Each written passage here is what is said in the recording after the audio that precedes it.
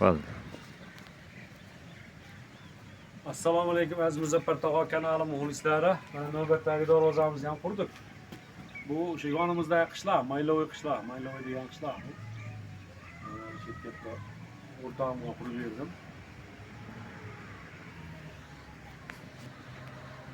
Bir 8lik lis, high-tech fasonda bo'lgan darvoza.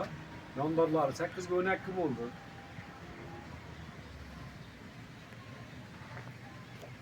Yonlari, bu darvozalar o'zining yondorlari 8 ga 4 dan bo'ldi. Zubir zamok. Shu odatdagidek.